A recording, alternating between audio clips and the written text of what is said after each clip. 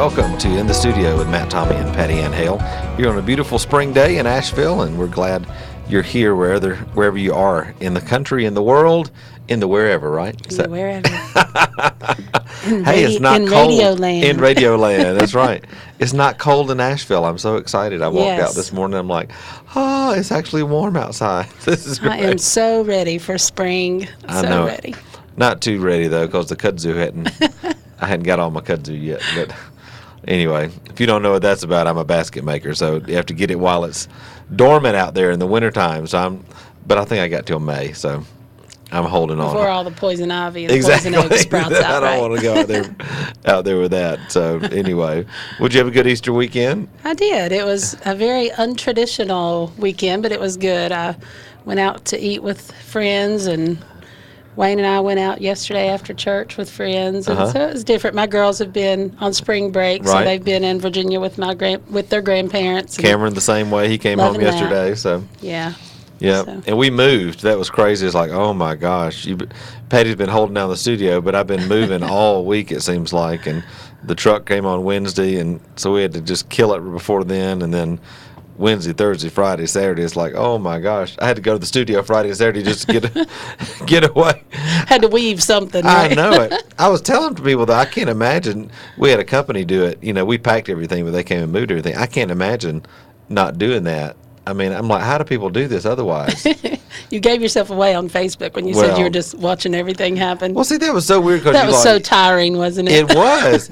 Well, you kill it, like getting ready for them, and then you have all these guys there, and you go try to help them or whatever, and then they're like, oh, no, sir, we got it. I'm like, okay, whatever. You know, I'm paying you. So, but there's nowhere to sit because they're taking all the furniture. So I'm like, I'm sitting up in the playroom, you know, on one lone office chair with my phone because there's no internet, you know, and there's no internet at the new house. I'm just like, okay, I'm just sitting here. And so it was not good, but for me that needs to be doing something all the time, you know. Thank God for iPhones. And all Apple products. I know it. So anyway, but it's good. We're moved in, and we're about to be out of boxes. There's a lot of boxes still. Our garage is just packed still, but it's like we downsized when we came up here, and now we've downsized again just to try to get into we're just always in the process of simplifying since we moved to Asheville, and it's a good process, but it's always like, okay, we have 4 of these. What do we do? What do we do with these? And we have all this extra furniture, and we're just trying to, get it into but now Tandy wants to give away everything. Yard sale. I don't know if I can do yard sales. One of my favorite things. You know the kind of people that go to yard sales. I'm just yes, very eccentric, wonderful, beautiful people go to yard sales. They don't like to pay anything for my stuff. So anyway, I'm just like, I don't want people pulling up in a hoopty on my grass going, can you believe he's charging that much for this furniture? Yes, I can. Thank you very much. So, well, you could hit that real compassionate place in your heart and just give it away to some needy person. You know, my mother says that all the time. I hope she's not listening. She'll have something really nice she wants to give it away, and she'd be like, well, I hate to give it to the Goodwill, like it's going to be better if you give it to somebody that, you'll just feel better about it. God forbid I have to go to the Goodwill. I said, why don't you just go ahead and give it to Patty? Because she's going, that way you'll just cut Goodwill out, It's just a good. Exactly. Cut out the middleman. That's right. So, I love your mama. She's just amazing. Yeah, bless her heart. And so, bless your heart, too. Well, that's enough about that. We've been talking the last few weeks about marketing your business and what it means to be successful in your art career, and it's been a really, we've gotten a lot of good feedback on it. It's been a good couple of weeks, and I wanted to kind of continue that today with a little bit talking about this whole idea of selling to people versus selling with people, because as artists kind of come into the market, we've talked a lot about, Patty, about when you have a burden from the Lord, you begin to pursue it a little bit, you begin to see, okay, people are responding to this, they want to buy it, now how do I kind of get up to the next level? And one of the things that I think is really key is understanding that market of how do you sell to the people, how do you get your product to market? It's not just a matter of putting up an Etsy shop or putting up going to one fair or anything like that. A lot of people have this kind of silver bullet mentality, if you will, that if they, if I can just do this, if I can just get in that show, if I can just get in that gallery, then my whole life will be changed. And it's like, that's just totally not true. And I know you've probably seen that as well. And if with you people. happen to get into that one great show and you don't have any of those smaller shows under your belt, you're probably going to make a fool of yourself. Exactly. And be very frustrated. And wish you weren't there and everything. It's the truth, because a lot of I've done the same thing. You think, if I'll just do this one thing, and it's great to do one. Have dreams and have those big things that you're going for. But like you said, if you don't have all the other stuff that kind of goes along with it. And I kind of talk about it, like the Parthenon. The Parthenon, you got the big roof, you got all the pillars that are underneath it. And I had a business coach tell me one time, it's kind of like you want to have 10 pillars underneath your business at all times, because that way, if one of those shows or one of those wholesale accounts or one of those clients that always buys your newest piece, if they're out of the picture this time around, your whole business doesn't fall apart. Right. And because I think that's what happens to people a lot of times. They have this silver bullet mentality. That thing doesn't work out, and all of a sudden the enemy starts coming in their mind going, you suck, you're no good, you're never going to sell anything, you just need to quit, you just need to go back to whatever you were doing before you got creative. And it really can be a major setback for people. Yeah, I think setting attainable goals is very important, and to really be realistic. And like you always say, really pushing into the favor. Right. Like going with the favor. What is in your hands right now that you can do, and where is the next step? Like what's the next step of what is realistic for you to do?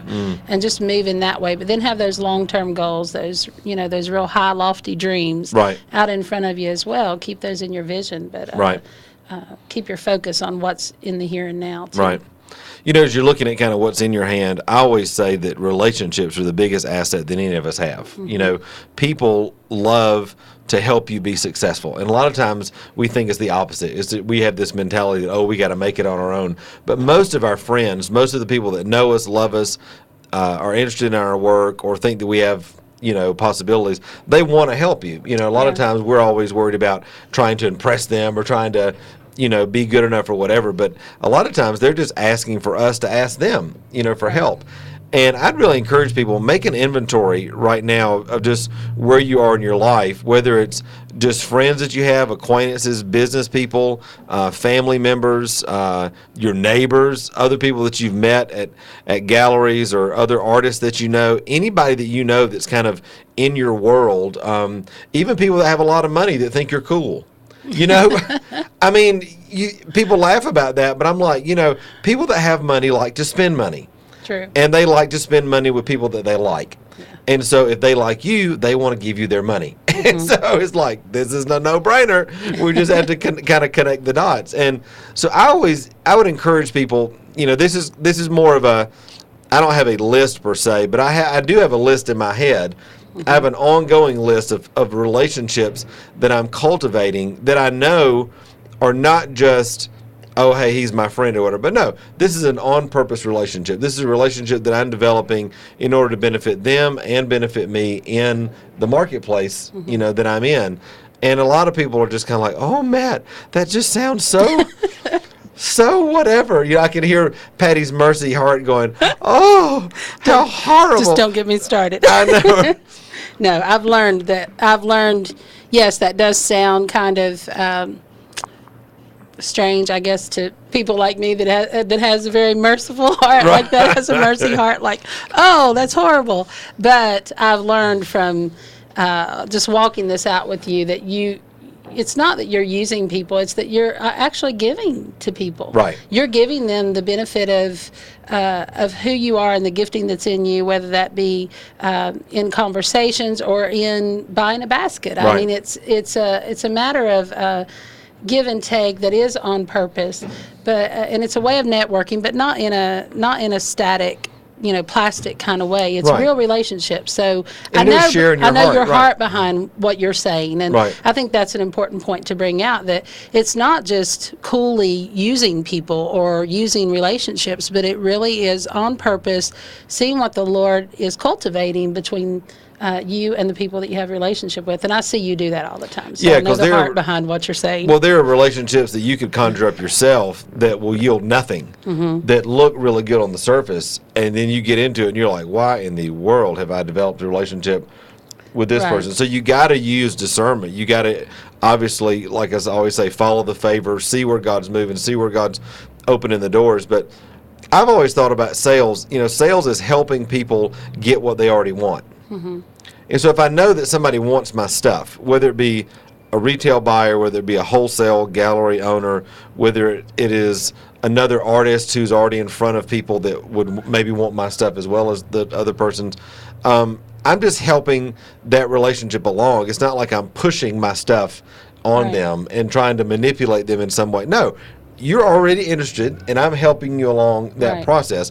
And along the way, we get to be friends. Right. And we get to develop a relationship, and that's where the whole thing develops. But again, if we just kind of sit in our prayer closet waiting on everything to just kind of come and knock on the door, it doesn't work that way. The kingdom's Right. always about co-laboring and about God-given opportunity and authority and revelation and favor, and then us taking the step to walk through the door. And so that's kind of the dynamic, I think, that I'm trying to say, especially when it comes to relationships. You've got to pursue the relationships that God puts in front of you. Otherwise, I saw something the other day from the Art Business Institute, and it said that most sales come out of, in high-end fine craft, most sales come after 5 to 7 touches. Right. Wow. I mean, most Yeah. of us are not cultivating that sort of relationship. Right. But that could be an email, that could be I came to your website, or I saw you at a show, or I saw you at multiple shows over a number of years, or I saw your work at somebody's house, or whatever it is. But there's got to be that cultivation. So today we want to really talk about, what it means to not only sell to, but sell with other people that are in the market, so that we can really be effective and have longevity as artists. So we're going to take a little break, but we'll be right back here in just a minute on In the Studio. So don't go anywhere. We'll be right back. You are listening to 95.7 The Choice, where we're not afraid to play a 6-minute song. Here's the latest news from your hometown radio station, 95.7 The Choice. We have assumed the operation of the cafe here at 81 Patton Avenue. We have a new menu, new hours, and a new name. The cafe is officially called the Asheville Radio Cafe, the only restaurant, cafe, and music venue with its own radio station. Open every day at 11 a.m., closed on Sunday. Visit us at AshevilleRadioCafe.com. That's AshevilleRadioCafe.com. If you are interested in playing here at the Asheville Radio Cafe, please contact Iron Circle Music. They are the Asheville Music Cafe's exclusive booking agency. Iron Circle Music is a local music production company handling concerts, events, fundraisers, and festivals. Iron Circle Music can be reached at ironcirclemusic@gmail.com or call them at 828-712-5690. That's 828-712-5690.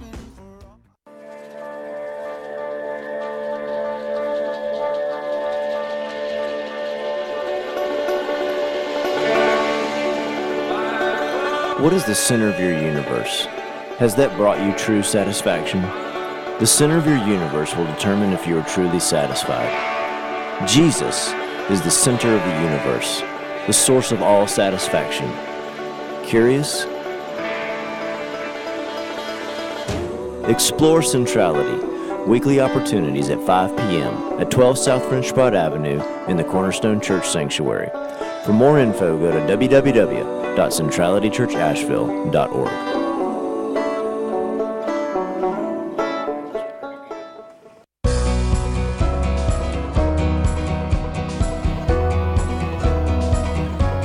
And we're back here on In the Studio with Matt, Tommy, and Patty Ann Hale, talking today on 95.7 The Choice about all the different things that it takes to be successful as an artist. And one of the things we're talking about today is just relationships, and how do you continue to cultivate those relationships, not just with buyers, but also other people that are helping you to build your business wherever you may be, as just starting out, or maybe as a successful artist already. But we're talking about selling to and selling with, so understanding this whole thing about retail versus wholesale and strategic partnerships, and how does this whole thing look. And we were just talking in the break, there's even that quandary then about what happens for some people. I've never had this quandary, so maybe you can define the quandary. But there can be a quandary, especially with, I know a lot of folks that listen to us are folks who may do their creativity, do their artwork in the context of worship, or in the context of, you're really processing your spiritual life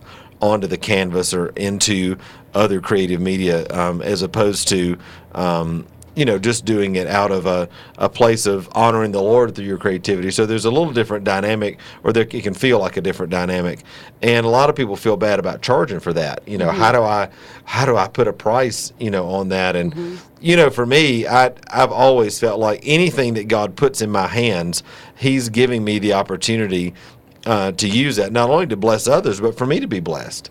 It's just like a pastor that may sell his sermons online. He's like, well, how could you do that? Because there's, God gave you that. How could you? Well, so should we just all live in a hole and, expect people to bring us food as people in ministry? No. I mean, there are legitimate ways that God has given us to make a living and to provide for ourselves. And ultimately it's Him bringing the provision to us. But I know a lot of artists, we overthink things sometimes. It can get really weird thinking, well, how could I charge for this? I should just give all these paintings away, or give all these pieces of art away.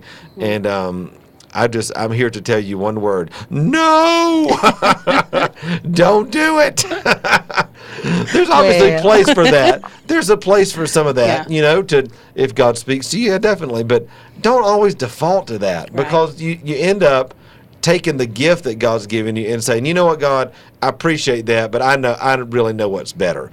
I'm just gonna, what happens a lot of times too is we feel so bad about it.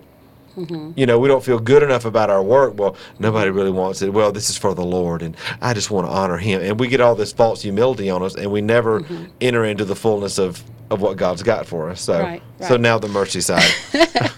Well, I think sometimes it can be a journey. I know it has been for me, and I don't know if my journey's been the way that I would advise everyone to go, but I'll share a little bit about the way my journey has been. Well, first, I was a professional artist, and so I sold my work. I had no problem about being in galleries, putting a price on my work, and selling my work and marketing. But then, several years ago, I began to really feel like I wanted to move into something that was more meaningful, and I began to do what I now know as prophetic art. And so, of course, there's the whole stigma about don't sell prophecy and that kind of thing, and I think that's a rightful way to be, that you don't really, or you can't really put a price on that. So how do you make this balance of creating art, or doing a workshop, or sharing a sermon, even if it's a sermon about creativity? How do you find the right balance in charging for that in order to make a living, and also keeping yourself not serving mammon, not serving money? And Jesus said that you can't serve God and money. And so I think that's where it has to be in your heart, that when you're making money from your art, you're not serving money, but it's of service to you. It's a gift to you. I think that advice that you gave me several months ago, that, just every time I saw a painting sell, or there was an honorarium for speaking, or there was, money that came to me from leading a workshop, to not have a quandary about that, because even just several months ago, I was still having a quandary about that. And, but you said to look at it as a gift, because I love picking up little gifts like leaves and rocks and that kind of thing. I'm always looking for these gifts from the Lord. And you said, when the Lord puts money in your hand, that's food on your table for your kids. That's new dresses for your girls. That's that's things that you can buy for your family and for yourself. And I think what I'm coming into more and more is the understanding that the Lord wants to give me gifts, but He's also made me a gift to the world. Exactly. And it's a level of confidence that you have to come into. And so your insecurity will keep you in the place of, I can't charge for that. How could I charge for that? How could I make money from a workshop? Well, it's your time. You spend hours developing this workshop. You buy your supplies for this workshop. You give your time that you could be working at another job, or doing something to make money in different ways for your family. And just because it's ministry doesn't mean that it's not it doesn't have a value. And so, well, hopefully, I as think an art community, we have this culture of honor too, where we want to honor the gift that's in somebody else. So Right. it's not that I'm charging you for prophecy, but rather hopefully there's a culture in which we're operating that, no, I want to honor the gift that's inside that person. And the way that we do that in our culture is through purchasing, is through giving money. We want to associate worth to this by giving money, our time, our attention. And when we do that, it enables the artist, us, to do more of that. And that's huge. If you want to see more, I was so honored the other day. I got a thing. It wasn't directly to me, but it was just, I was so happy that I got it in my email. I should have sent it to you. It was from a church in this region who is building a brand new church, and they have a place. They're having, I mean, the whole thing. This architect's doing this beautiful, new atrium in this church and all this kind of stuff. And they have put out a call to artists for a $25,000 budget for one piece of art that's going to go wow. in their atrium. And it can be 2D, it can be sculpture, it can be whatever. Just we're open. But I was like, how awesome that a church is taking seriously not only the value of art, but the value of the artist. Yeah. In wanting to collaborate with them and develop this beautiful piece that's going to speak just as much as all the sermons will, because this piece will be there every time somebody walks in for years and years and years. And so to me, it's about honor. It's about not only us honoring ourselves, and saying, hey, what God's given me is valuable, but also letting other people, being able to receive the gift, from other people, so that we can continue to do it. Because, I mean, the bottom line is, unless we get paid for what we do, unless we can benefit monetarily from what we do, then all we have is a hobby.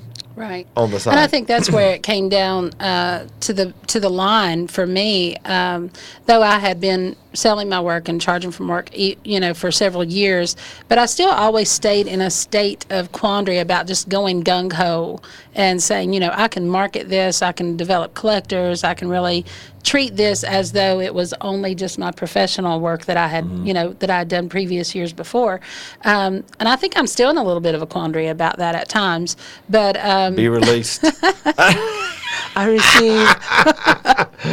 But I think, it came down to the line of really looking at our family budget and going, either I'm going to be able to do art and ministry and make a living at it that will contribute to our family budget, or Wayne's going to have to become Superman and get 5 jobs. Or you going up to the Walmart. That's right. Or I'm going to have to go get a job that I hate. Would you like fries with that?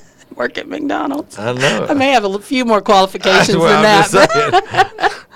But yeah, it came down to, do I want to do my art and ministry and do things that the Lord's really put in me that I know He's put in me to do? Right. Or do I want to go find a substitute? Right. And it really came down to, okay, I'm going to step up my faith and I'm going to believe that the Lord is going to bring the provision for what He's called me to do. In the context of your passion, right. Just like He did with Peter. When He called him, He came to the fishing boat, He climbed in there, and he encouraged him to go back out and get the fish, and his nets were full. But do it in a different way. That's what He said. Way. Do it on this sid. Yeah. Think about it this way. That's good. That's the whole deal, right? Yeah. Is to look at it, look at it in a different way. Even when he was looking for the gold coins and needed money to pay his taxes, he went to the mouth of a fish. Yeah. Again, think about the passion that I've given you in a different way, please. Yeah, exactly. And receive the provision because that I've got for you. Because He made Peter fishers. He made him a fisher of men. Right. And it's the same thing when the art goes into the houses that it belongs. Right. When the sermon goes to the artists that need to learn more about their process. All the things that He's called me to do, He's called you to do. It is a gift. Right. Just like the fish and just like the coin. Right. It's a gift to the world through us, and he's causing us to be in a place of ministry, but he's also at the same time even promising before Peter stepped into it, Right. I will give you provision for Right. what you need, Right. and I have more than enough, Right. more than enough. And so that's what it took for me, was to step up to that level of faith, to believe that I could just walk in confidence, and the price that I put on my work was fair and right, and that I didn't have to be in a quandary about it. When I teach workshops, it's my time, and it's worth valuable things. It's worth money. Right. And so, yeah, I just began to see it like that. The money always follows. You can't focus on the money, but you can't not consider it either. I mean, it's a reality. It's there, but it's never our focus, because anytime you focus on money, you're never going to have enough. It's always going to be this thing that's running out after there. But if you'll focus in the area of passion, what does the word say? Seek first the kingdom.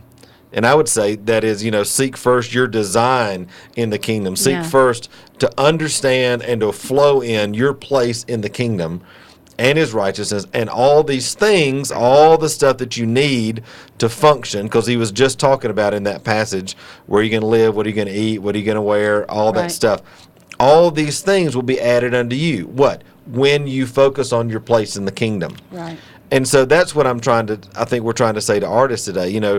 Don't freak out about the money part of it. The money is an extra. The money is something that will come, but you've got to be able to put yourself out there to receive the gift that God's got for you. And so that's good. And what you receive is like the parable of the talents. That's right. What is in your hand? Right. I remember a stressful time we went through financially, and I was like, okay, God, what am I supposed to be doing here? And I had just gotten my Mac computer, and I was working in publications, and I was really wanting to do things that was kind of outside of the box in publications. Someone had contacted me loosely about illustrating a children's book, and I knew that I could do all the layout. I could develop things on this new Mac computer that I had not been able to before. And so I had this tool, and I was like, I have that tool in my hands. And I also have a good way of scouting on the internet to find out anything I want to know. And so I began to research how to open a publishing company. Sure. And we published 2 children's books out of that company. And it was just like fireworks, like popcorn. I know you have that story with popcorn being like favor, but it was like popcorn. I could just scale through one site and another and another and another. And by the end of one day, I had gotten all my copyright license. I had done everything I needed with just maybe $50 investment. But I had this computer that I could do I had all my programs that I could do the graphics and the layout. It's an asset for you. And It's it was working like, for you. I have this in my hand, and I turned it over to make a living for my family. And it was, I continue to do that all the time. It's like, what do I have in my hands right now? Yeah. And the Lord will highlight something to you. That's right. And so, Well, we want to continue to talk about that, and also talk about it in the context of relationships. What are the relationships that God's put in your life, or what are the relationships that you need God to put in your life in order to really be successful as an artist? So we'll be back in just a moment here on In the Studio, so don't go anywhere. We'll be right back. Supporting the local community. WGNW 95.7, The Choice. Did God tell you to move to Asheville, but you don't know why? Well, maybe we can help you with that answer. We have named our church after the book of Acts in the Bible. We call it the Acts Church. We as humans have overcomplicated this life here on earth in our understanding of God and the Bible. After all, there are only 2 things that God has told us to do. We are to love Him and to love each other. Come as you are and meet the love of a lifetime. His name is Jesus Christ. Visit us at actschurchasheville.com. The world loves thrift stores, and we've just opened one. Acts 2 Thrift Store, sponsored by the Acts Church, is now located at Business Park South on Sweden Creek Road. We have everything from furniture to clothes, tools to toys. We're open Wednesday through Saturday, and we welcome your donation items as well. Just follow the signs to Act 2 Thrift Store. Did you know that cassia essential oil was an ingredient in the holy anointing oil given to Moses? Cassia essential oil has properties that are antibacterial, antifungal, anti-inflammatory, and antiviral. 95.7 The Choice would like to thank Jackie McLaughlin for her generous support. For more information about essential oils, visit oil-essentials.com or call Jackie at 828-452-2958. That's 828-452-2958.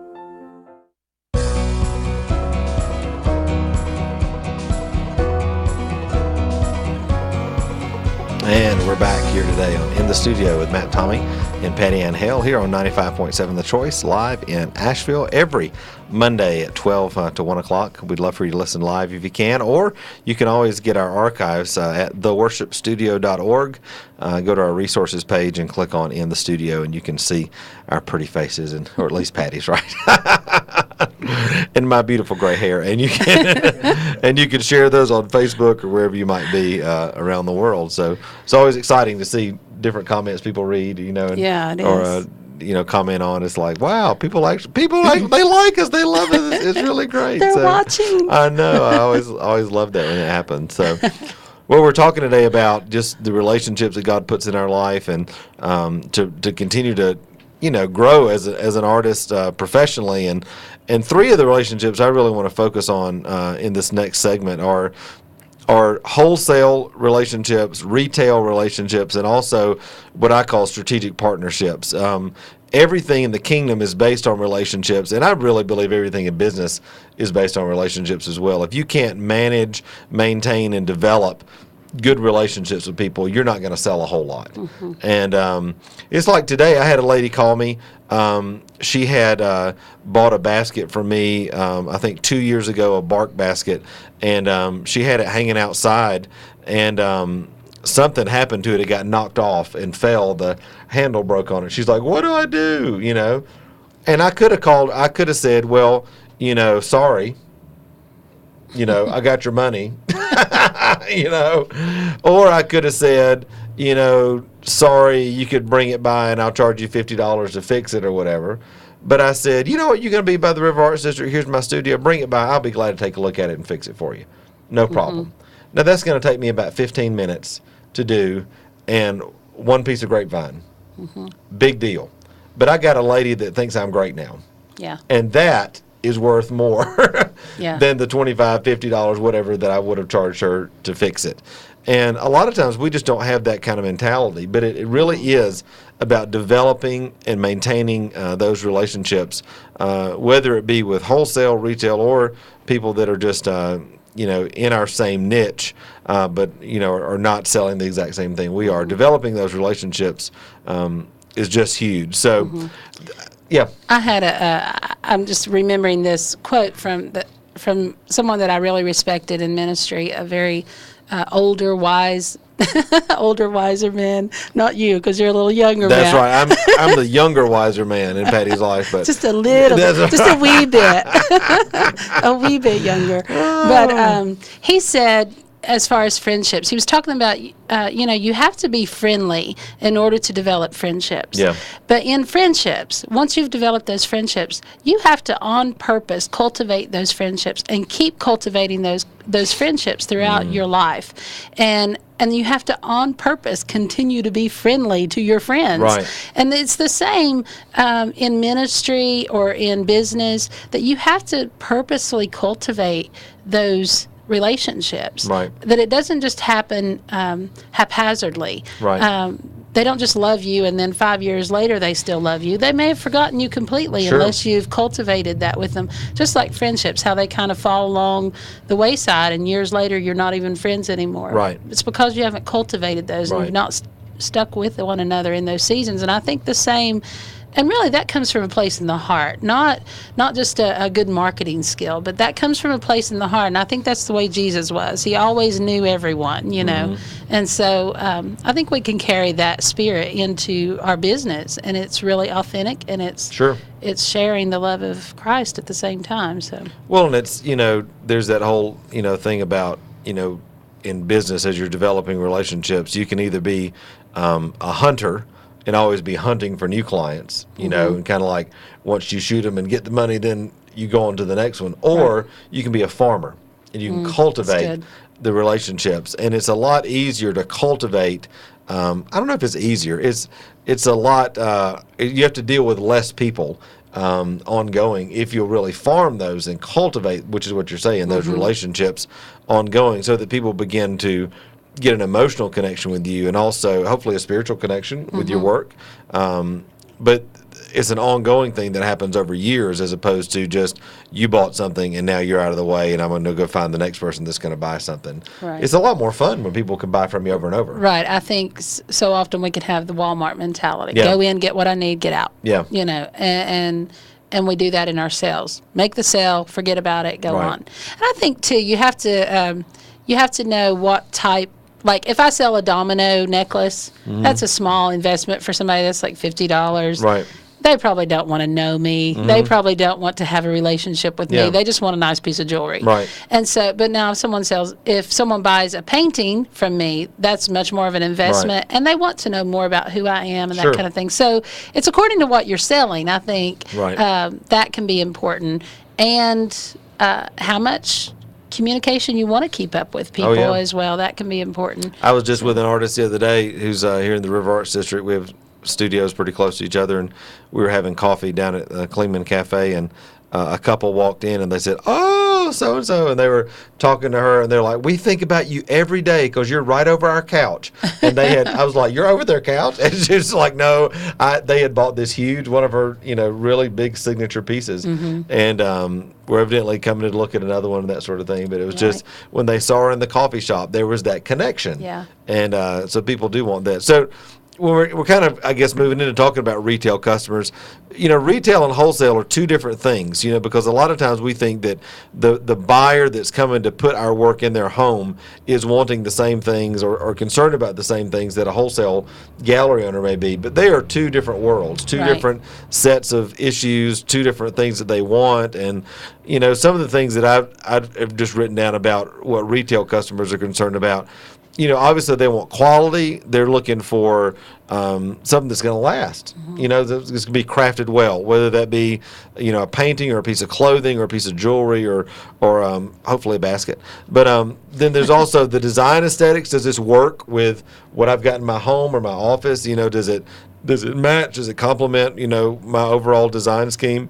Is it unique? I think the more, we were talking the other day to somebody, they were talking about, how sometimes it's easy to get into production mentality and people want you to create 100 of one thing or whatever in craft, and how that's really kind of gone passe now, that everybody's wanting that one of a kind, unique thing, Right. And I think it's a big deal, that are we creating things that are unique, because our retail customers, they want something, that's unique.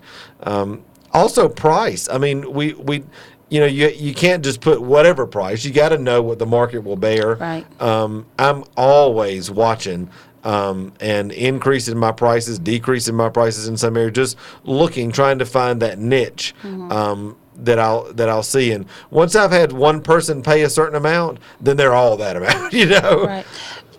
That's something I could touch on just a second. When it was part of my quandary of wanting to know what my value of my work was, but also this quandary of spiritually, how can I sell my work? How can I put a price on that? And when I was at Morningstar, we had a gallery and we sold art after the events at the art station. And I would never put a price on my work. Never. I had to if I put it in the gallery, but from the art station, I would always make an offer. And sometimes I'd have 2 or 3 people wanting that painting, and I would be very spiritual about it. And I don't feel like that I can joke about it a little bit. I don't think I was in the wrong. But I would listen to the stories of how the painting related to people, and I would sell to the one that I felt like the Lord wanted it to go to. So that was part of my spiritual quandary, but it also helped me to realize what that market, the people that were coming to those conferences and would be walking into that gallery, what that market would pay for my work. And so if they were offering me $600, then I could pretty much judge that the other pieces would be around that much. And sometimes you'd have somebody say, "Oh, I only have $50." And if the Lord said sell it, I would. But $600, $700, $800 was what usually kept hitting. Right. And so I'm like, I didn't have to compare that so much to the professional market, because that was my only market at that Right. time. That That was was the your only niche that place you were I in. was Right, selling. sure. And so that can help you to make a judgment on what your pricing should be. Whatever your market wants to be, put it out there and see, play around with those prices a little bit. Yeah. I remember even just a few years ago, you would send out emails to a few select people and say, what do you think about this pricing? Yeah. Do you think I could go up a little? This is what other things are going for. And you were getting feedback from people that you I definitely do. that you appreciated their opinion. I was with one of my mentors this last fall, and she was like, all right, it's time to get him on up there, because I was talking about wanting to go to some larger shows in Philadelphia and Chicago and Washington, D.C. and that sort of thing. And because I've been watching the market, and I've been watching the people that are buying my high-end work. And they would walk in and not even look at the price tag, just say, bam, I want that. And I'm like, oh, where y'all from? Virginia, Washington, D.C., that area up there. See, Virginia people have class. Well, I'm from Virginia. No, by the not way. Southwest Virginia. That's the $50 people. But they was like trying to trade a goat or something. There's a classy crowd in Southwest Virginia. We Southwest Virginia, we love you. No, but it's but No. we're giving a shout out to Southwest Virginia. Don't even go there. That's right.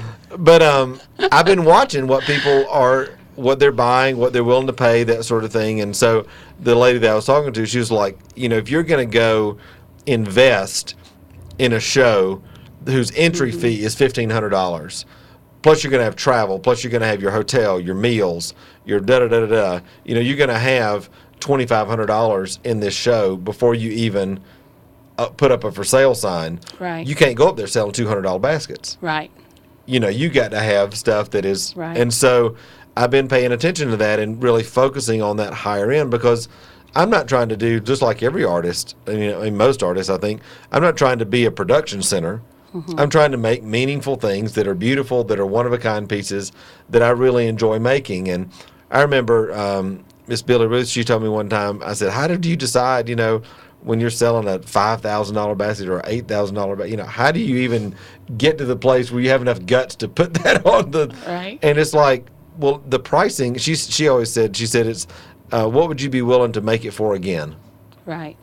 And I'm like, well, that's great, because I think a lot of, sometimes things that don't take a long time, but when they get done, they're like, wow, now I've done something here. I mean, that's like the statement that's being made here is really significant. What would I do? What would it take for me to do that again? That's a great way to think about your pricing. But pricing, retail customers are sensitive to that. And so you have to know the market that you're in. And for me, I know I still make $90 wine baskets. I also make $1,200 sculptural pieces, so it kind of depends on, it's not like I'm selling all or nothing. I've got a little bit for everybody. So hopefully when they come in my booth or my store, they can buy something. Yeah, and I think that you have gradually brought your prices up as you've done more things as well. You've gotten more accolades, you've gotten more awards, you've gotten into better shows, you're teaching at Aramont and at John C. Campbell. And so those are impressive things. Yeah. I mean, you have to know what you're doing to float around in those circles. Right. And so I think that gives you credibility as well. Not that you couldn't be great when you start. Still looking at the market, if you've not painted or not done any craft for 20 years, but you've been studying in some other ways and you bring that into your expression, I think still just looking at the market, even if you're somewhat of a beginner, you still need to really pay attention to what the prices of other things are and what your stuff's worth. Sure. We got a couple more things to hit on retail customers, and then we'll jump into wholesale when we get back. So don't go anywhere. We got a lot to still cover, and got one more segment here coming up on In the Studio. You are listening to 95.7 The Choice, where we're not afraid to play a 6-minute song. Hello, listeners. This is Aggie, the Italian Cookie Lady, and I am proud to support 95.7 The Choice. Whether it's a wedding, anniversary, or birthday, we have the perfect dessert for you. From cookies to cannolis, cakes, pastries, the Italian Cookie Lady is here to satisfy your sweet tooth. We use only the finest ingredients and family recipes. For more information, go to ItalianCookieLady.com or call me at 828-553-5295, and remember to mangia. Saddle up your horses Are you ready for the ride of your life? Then fasten your seatbelt. We're heading down the highway for a wide open, full throttle encounter with God. You heard it right. That is the great adventure. It's a journey into the heart of God. Nothing, absolutely nothing, not landing an F-16 on an aircraft carrier, not shooting Class 5 rapids in a rubber raft, not bungee jumping from a bridge. Nothing is like exploring a limitless God, developing an intimate connection with Him that transforms your life now and for eternity. Our roadmap for this trip is the Bible. Our Bible teacher, Dennis Thurman, directs us on the ride of our life. Catch it here on WGNW 95.7 at 11 on Sunday mornings. See you then for The Great Adventure. 95.7 The Choice would like to thank Dry Pros for their generous support. Dry Pros has 27 years of experience in the cleaning, restoration, mold remediation, and waterproofing of homes and businesses just like yours. Whether it's a routine cleaning or restoration from flood damage or mold, the team at Dry Pros has the experience to get it done right the first time. Cleaning all types of floors, windows, fine area rugs, and upholstery, they cover it all.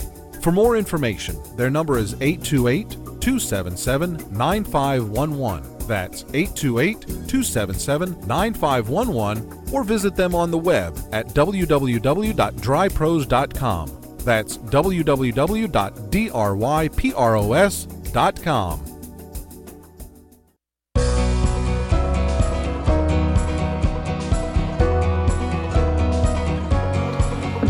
And you're back here with us in the studio. Matt, Tommy, and Patty Ann Hale here on a beautiful day in Asheville. It's been a great conversation today talking about what it means to develop relationships, continue to maintain and grow and develop relationships that not only we can help other people in, but also that can help us as we grow as artists. And the three types of relationships we've been talking about today were retail, wholesale relationships, and also those strategic partnerships.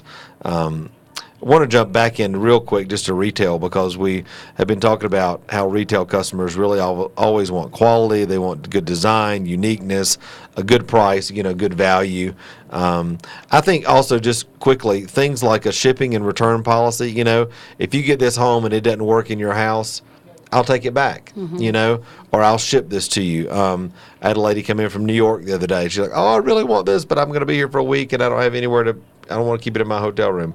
No problem. I'll ship it for you, And it goes to the whole thing about convenience. Are we making it easy for people to do business with us? Right. By taking credit cards. I mean, if you don't have Square or PayPal now on your smartphone, I mean, hello, go get it. Yeah. It's a totally simple thing to do that enables you to sell, anywhere you are. And then the last thing I think for retail is just that connection with the artist, which we've been talking about, a lot this morning. So, on the wholesale side, I think a lot of the same things are true for retail, but obviously, they're concerned about quality, uniqueness, but also, they're not just looking for pretty stuff, but they're looking for pretty stuff that's going to sell. Right. So that's the thing. Every gallery, every store is going to be different. Their price point's different. Their clientele's different. So don't get offended or don't get upset if every gallery doesn't want every piece of your art. Right. Like, there are a lot of people who don't want my high-end stuff. They want my stuff that's on the $90 to $400, side. And I'm like, why won't you take my bigger stuff? Well, it won't sell as quickly, and they can't afford to have it just sitting there. Because it's inventory. Exactly. They want it to move quickly. And then, which also leads into the whole profit margin issue. They're looking for things that they can make, a good living on, that can move quickly. Also, availability. What happens if people buy a lot of these? Can you produce these and get them to them quickly? Right. As opposed to, this is one of a kind and I make one of these every 2 years. Is that, that's definitely something to be concerned about. And then also, just a couple of things I would say about wholesale accounts is they really, when they give you an order, they need it there on time. Most of the time, they'll give you a window that says, I need it here within these 30 days or whatever.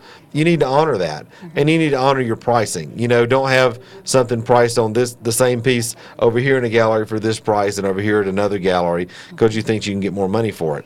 You know, price with integrity, price the same at your gallery as you would at another gallery. And all those kind of things, they sound like a lot of businessy stuff, but they really go to developing good relationships with people that let you know and let them know that you can be trusted, you know, as a vendor.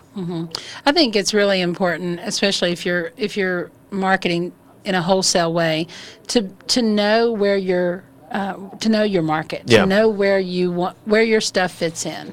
It's very important if you want your stuff to be in a gallery to go forward and take a look at that space and imagine your stuff there and see if it really fits, and try to get yourself in the mind of the gallery director or the purchaser. Right. So.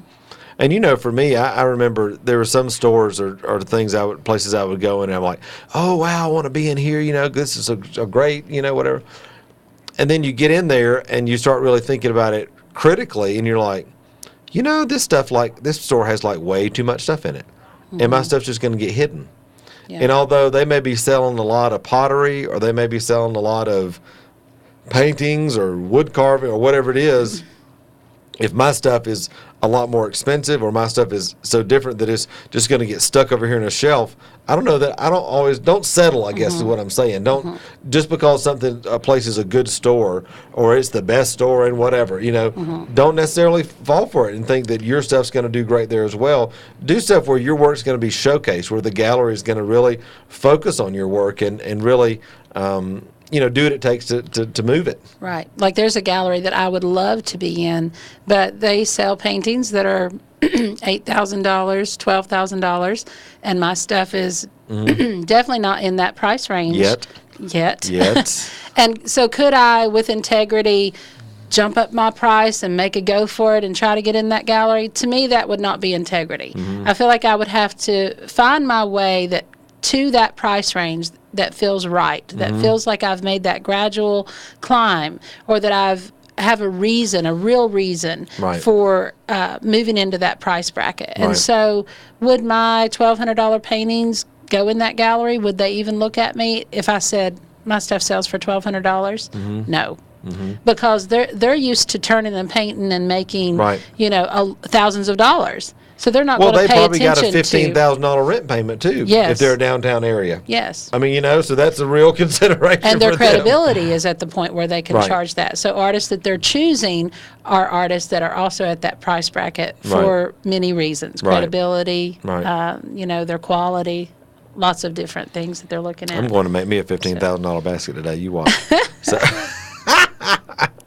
Only Matt Tommy would Y'all say, laugh. I'm going to make a basket, and I'm going to just slap $15,000, and God is going to sell it. God is going to sell it, and I'm going to come back here next week with a check. You just watch. It's going to be like, what? If it happens, we will all be flowing in the favor. Patty like, we don't have to pay rent for 3 months. I'll be like, hold on, let me catch your coattail. Exactly. Well, the last thing I would just say, again, strategic partnerships.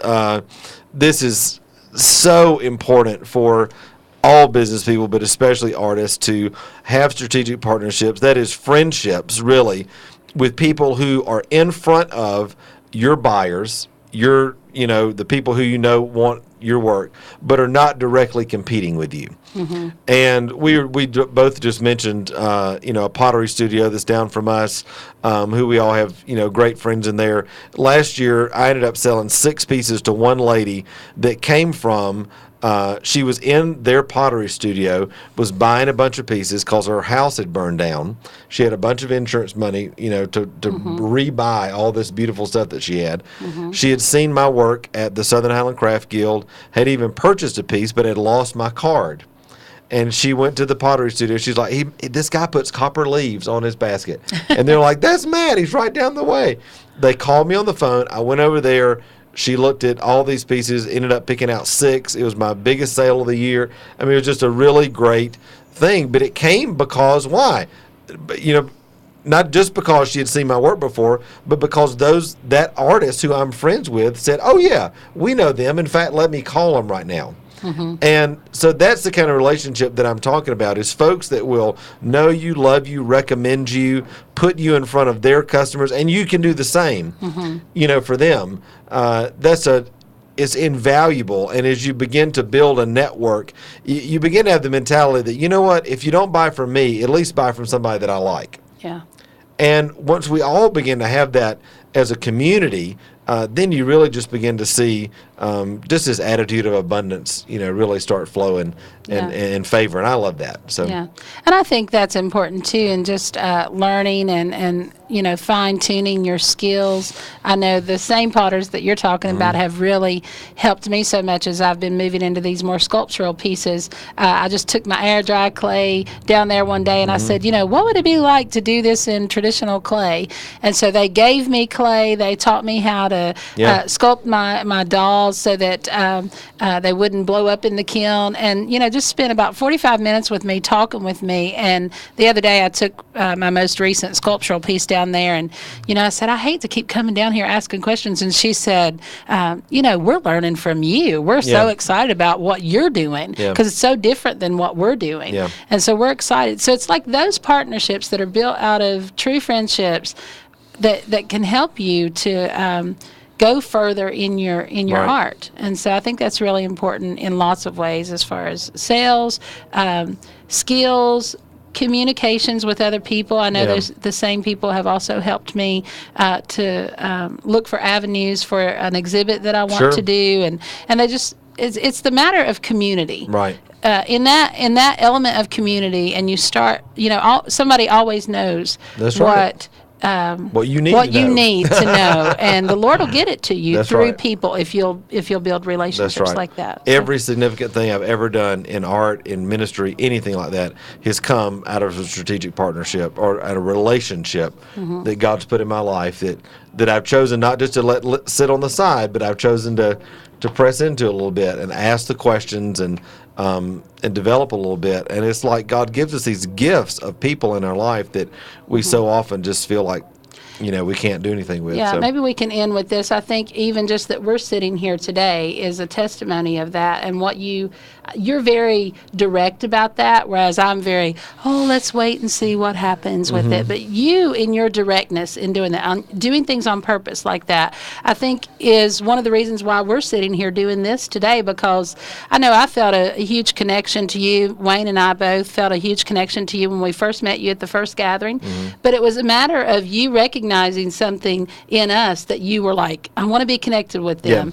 And on purpose, you pursued a friendship with us. Right. And I began to teach with the worship studio, and we've developed this relationship and friendship and ministry out of that place of on purpose, recognizing that God was doing something. Right. And so I think you have to look for those moments all the time, because the Lord can do great things, like That's put you on the radio, and let you hold events that everybody comes to. Right. Oh, hopefully. And so it's just, hopefully. I think the final thing is, it's like, right here after Easter Sunday, it's like Jesus came to be the resurrection and the life. That's right. And he wants us to live a good life. Yeah. And he wants to get that good life to us. He wants to right. get it to us in many ways, through relationships, friendships, money, making a good living, and just having fun. And so that is the good life. That is the resurrection life. And what a good way to end today. So wherever you are, we hope that you've enjoyed your time with us today on In the Studio. Join us next week,